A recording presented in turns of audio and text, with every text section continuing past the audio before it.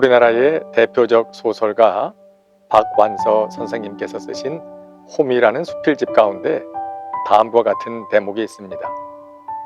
작년에 그 씨를 받을 때는 씨가 생명의 종말이더니 금년에 그것을 뿌릴 때가 돼서는 종말이 시작이 되었다.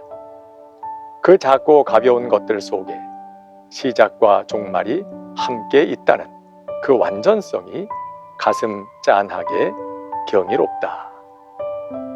작년에는 씨가 생명의 종말이더니 올해는 종말이 시작이 되었다는 그 문장이 가슴에 남습니다.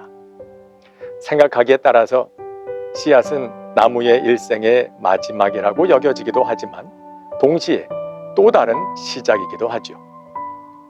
씨앗이 땅에 떨어질 때 한 생명이 끝나는 것이 아니라 다른 생명이 시작되고 있는 겁니다.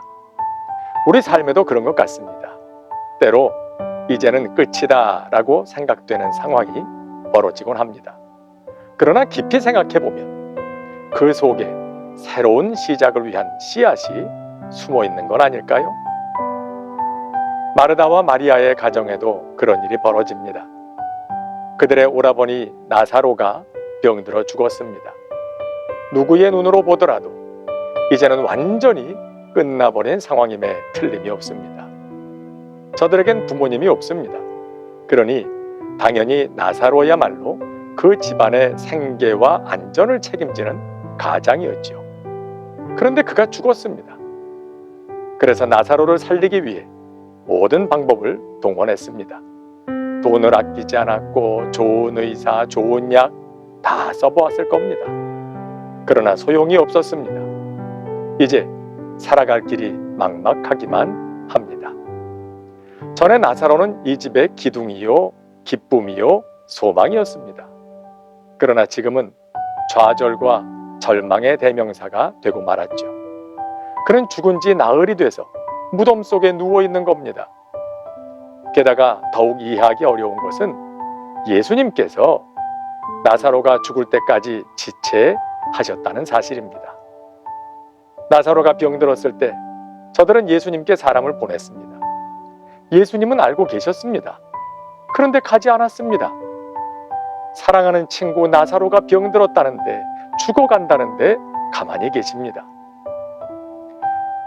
때로는 우리가 기도하고 있는 동안에도 일은 해결되기는커녕 더욱 악화되어 가는 것처럼 보일 때가 있습니다. 그럴 때 우리가 낙심하게 되는 것은 어쩌면 당연한 일일 겁니다. 그러나 우리는 생각해야 됩니다.